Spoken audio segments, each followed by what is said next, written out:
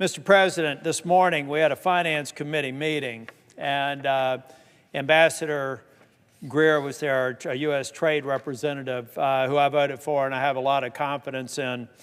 I asked him a lot of questions, and then I saw the president getting lazy, so I felt like instead of having to talk to a lot, not the president, the press getting lazy, please correct that, and not reporting what I said. Here's what I said. I was a partner at Price Waterhouse for most of my career. I've advised big clients on big projects. What I was asking the ambassador today was a simple question in business that didn't resonate with people in journalism who's apparently never worked a day in business. We used to have this concept of one throat to choke, right?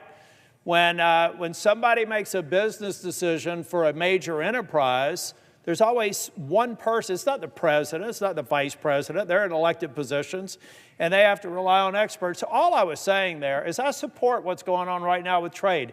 As uncertain as it may seem now, I think the president is right in challenging other nations who have for decades abused their relationship with the United States to press. I think he should. Whether or not I would do it a la prima, as I described, that's all at once, or whether or not I've picked out the top quartile of the worst offenders, work on them, and then kind of work down the list is a subject of debate.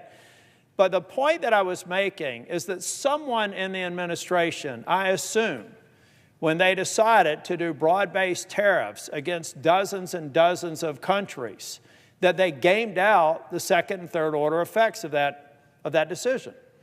I'm assuming that anybody with a modicum of business experience would have understood that the markets were going to react the way they did, and that's okay.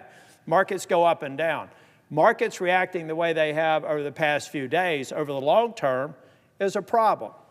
And so my request, just to make it clear, when I said one throat to choke, it's just like in jest, who is it that I'm either going to put on a pedestal and show up at the ticker tape parades when all this stuff works out well, or I'm going to hold them accountable for not thinking through some of the second and third order effects. That's what business people do. That's what I did the majority of my career. And presumably, with the very successful business people consulting President Trump, they've thought it through.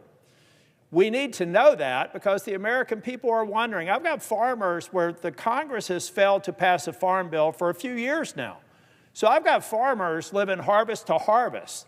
And now we're being told that there may be some non-tariff trade barriers shutting down markets. So I'll hear from my pork farmers. I'll hear from soybean farmers. I'll hear from cotton farmers. I'll hear from people that grow about 80 different commodities at scale. We're the number one pork states, one of the number one chicken states. They need certainty. I'm willing to have some of this happen, but at some point we have to settle it down, and sooner rather than later.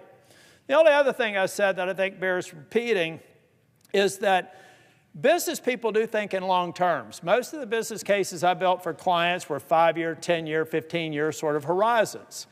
You don't have that luxury in business. You get the country on the right track or the wrong track, and you suffer the political consequences or the benefit every 2 years. So anybody that tells me this trade stuff is going to be tumultuous for a couple of years do not understand American democracy. Americans give you about 14 months after the January when you get sworn in to demonstrate that you're putting the country on the right track.